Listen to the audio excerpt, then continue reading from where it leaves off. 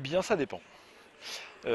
Parfois, il doit le faire, comme par exemple lorsqu'il s'agit d'aménager les conditions de travail dans les entreprises, ou de prendre acte du fait que les rapports de production, de collaboration dans le cadre du monde du travail sont modifiés. Il doit le faire lorsque les mutations de la vie personnelle ou familiale obligent les familles à trouver des modes de garde différents et donc on doit adapter un certain nombre d'éléments de vie quotidienne à l'évolution des comportements et des mœurs.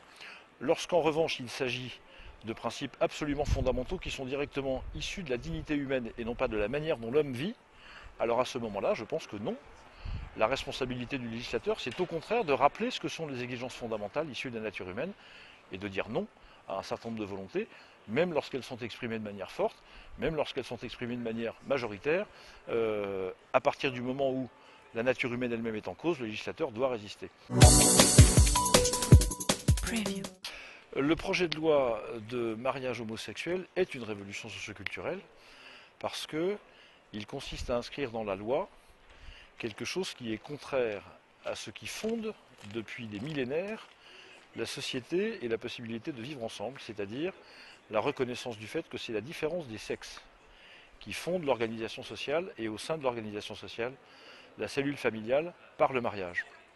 Et en inscrivant dans la loi le fait que désormais le mariage n'est plus exclusivement réservé à deux personnes de sexe différent, effectivement, on remet en cause ce qui est un fondement essentiel de la vie ensemble. Donc bien sûr que c'est avant tout une révolution socioculturelle et certainement pas, comme on voudrait nous le faire croire, simplement un ajustement technique ou une thématique d'égalité entre les personnes. C'est beaucoup plus profond que ça. Nous sommes dans une démarche qui est une véritable révolution et il faut regretter que cette révolution n'est pas annoncée comme telle à l'opinion publique et au peuple français. Ah, c'est certain. C'est évidemment pas une question d'abord juridique.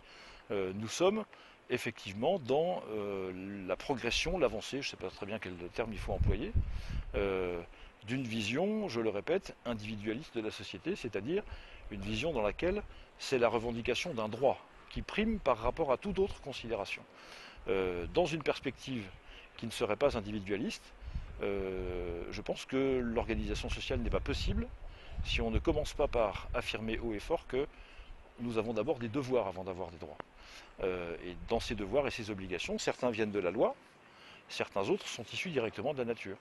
Et donc je continue de penser que l'avancée vers ce modèle de mariage homosexuel est un renforcement d'une perspective individualiste et de revendication plutôt que d'obligation.